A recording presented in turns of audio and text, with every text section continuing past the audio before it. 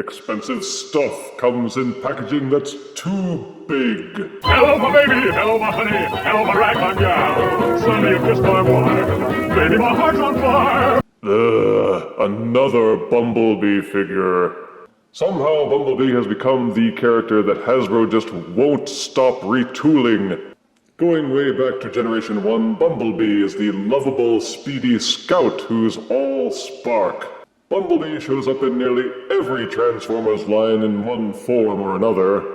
And now there seems to be an entire line devoted mostly to revamping every Bumblebee figure that ever existed, and even throws in a few new forms that we haven't seen yet. This is the Buzzworthy Bumblebee line, which doesn't seem to be linked to any particular media blitz. It's just a line Hasbro made so that they can keep remaking Bumblebee figures. Curse you, Hasbro! You may be asking, Death, if you're so sick of Bumblebee, why are you reviewing this one? Because this one promises an alt mode we haven't seen before, with curious Generation 1 links to the original cartoon show. The box is black and yellow with a muted honeycomb pattern to set it off. Get it? Honey, bees, and Jurassic Park-style hollow letters declaring this to be Origins Bumblebee. There's some rather pretentious art on the side panel. A look at both modes and the accessories on the back, set off against a backdrop from the honeycomb hideout. The slanty panel has a medley of images that seem to span Bumblebee's appearance across the many years, with one looking cyberversy, one looking Generation 1 cartoony, and another Marvel comic booky. Curiously, there is no plastic window, which means that you can poke the figure directly if you want to, and this seems kind of stupid, because anybody who comes by with a pair of nail clippers could conceivably boost this figure right out of the box without buying it. Not that I would ever do such a thing. Just looking at the figure, you can tell that this Deluxe is dinky. It only takes up a tiny fraction of the box's holding capacity. Anywho, let's open the box and see what his origins really are. Out-of-box Buzzworthy Origin Bumblebee comes with his instruction booklet, a black plastic jetpack accessory, a cute little black gun, and 5 glittery orange plastic energy conductors. And this is Deluxe Origin Bumblebee in his alt mode, and it's pretty much the star of the show and the only reason why this figure was made. It's based on the first scenes from the original Transformers Generation 1 cartoon show, which showed Bumblebee and Wheeljack in their original Cybertron vehicle modes. They had Bumblebee turning into what looked kind of like a War of the Worlds drone without the eye stalk. Now there's an idea for a third-party upgrade. And yes, you must admit that for a deluxe figure, it's small. I mean really small. We're talking Earthrise Cliff Jumper small. Even with the accessories, it doesn't feel substantial enough to be a deluxe-sized figure. But it is a fair representation of the Generation 1 animation model. It has the wingdings on the side, the narrow tapered front, and the blue translucent windshield. There's a decent amount of detail in the sculpting, in the form of ridgy, liney stuff, but because the figure isn't painted very intricately, a lot of that detailing is easily overlooked because it's obscured by a preponderance of flat yellow plastic. Some of the plastic appears to be a slightly different shade of yellow, especially in the cockpit section. Looking at him from above, you can't see any robot kibble, but once you flip him over, you'll see most of it. The arms and head are easy to spot, though the legs are mostly disguised. You can kind of imagine that the legs are rear-mounted turbines. Unfortunately, there are no wheels, not even any landing gear. So all you can do is plonk him down, though he does stay level without much wobbling. The colors are, of course, yellow with the blue translucent windshield, red Autobot symbol, and metallic gray grille work up front. There are 3 Battlemaster ports on the top. The one on the roof is meant to house the jetpack accessory, though you can put in pretty much any Battlemaster or Micromaster or Weaponizer parts that you want, or fire blasts. The ports on either side are for mounting the blaster accessory, which you could swap out for any accessory which uses a 5mm peg. You can mount fire blast accessories into the jet ports at the back, but there's nothing you can do with the conductor accessories in this mode besides leave them lying around. They're not designed to peg or clip in anywhere, not even in the Battlemaster ports. Boo! There's no painting or highlighting on the gun accessory or on the jetpack, though the plastic for the conductor accessories seems to be mixed with a little bit of matching glitter.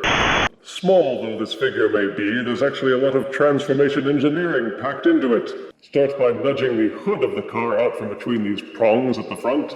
These two panels at the back of the vehicle untab, although the fact of the matter is that they don't tab together very securely in the first place. It won't take much for you to ease them apart. Then untab the whole front hood of the car and angle it forward.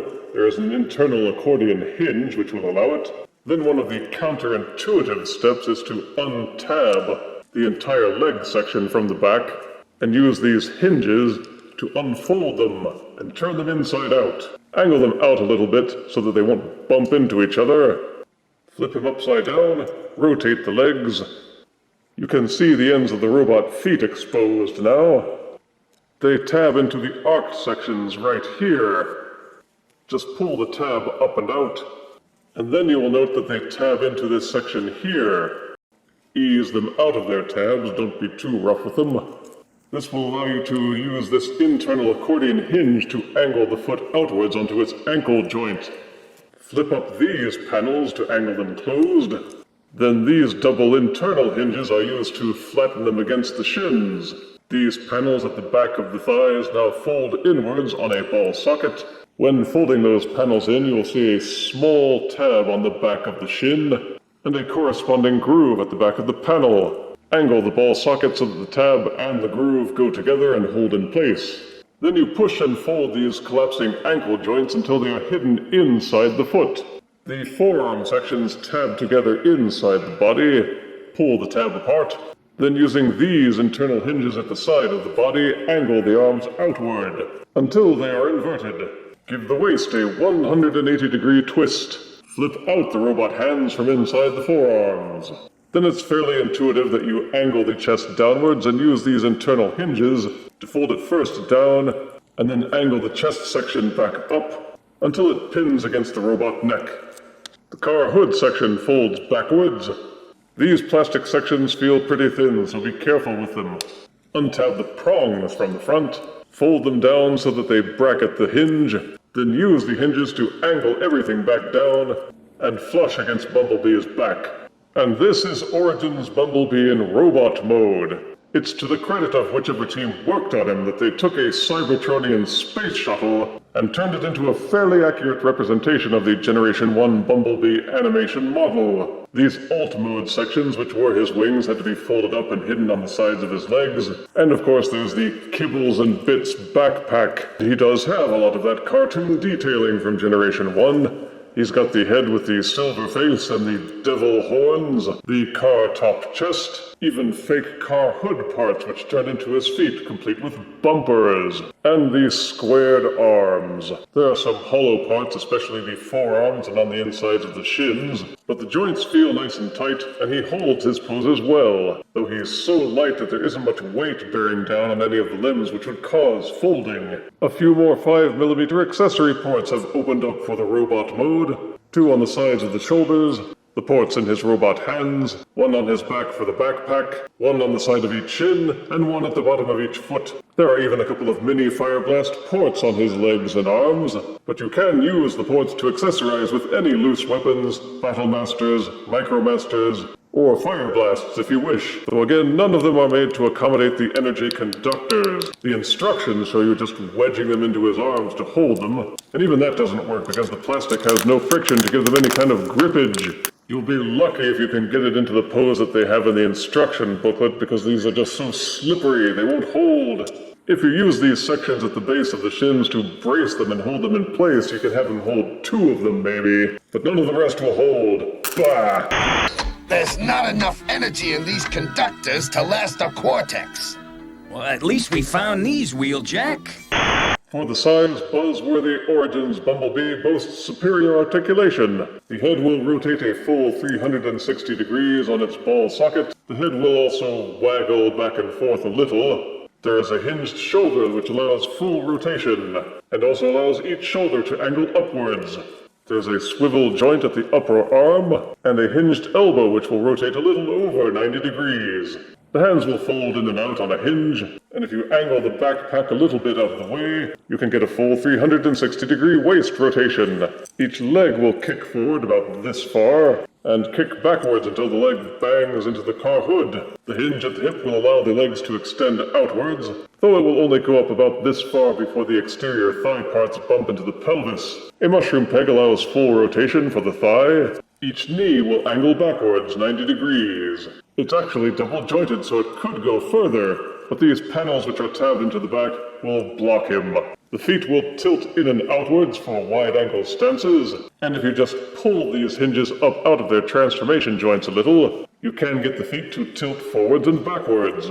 Again, each joint feels fairly tight, and the articulation is robust enough that you can put Origins Bumblebee into all kinds of action poses.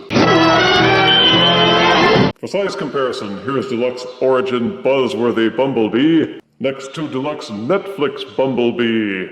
Here is Deluxe Origins Buzzworthy Bumblebee next to Power of the Primes Legends Bumblebee.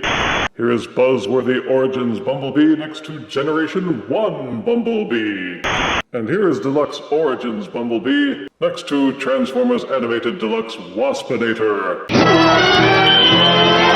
Collectors who are sick of Bumblebee will no doubt roll their collective eyes at the prospect of buying yet another. But this one turned out to be unique enough that buying it actually did not make me want to vomit in horror. Deluxe Origins Bumblebee gives you a few things you haven't seen yet. Positives are that the alt mode is the first cartoon-accurate representation I've seen yet of his throwaway Cybertronian mode from the 80s. It's sleek, it has a solid feel to it despite the tiny size, he holds up well in either mode, and has some options for accessories. It comes with its own goodies, including the really obscure energy conductors which were only on screen for less than a minute in the entire history of the franchise. There's intricate engineering for a deluxe figure, with an equally unique transformation. Negatives are that for the price he's dinky. You will definitely come away feeling like you should have gotten something more, or bigger, from the amount of mortal smackers you will have to shell out. The figure could have used some more paint highlights for the alt mode. There are some panel parts which don't tab together evenly. The joints in robot mode feel tight.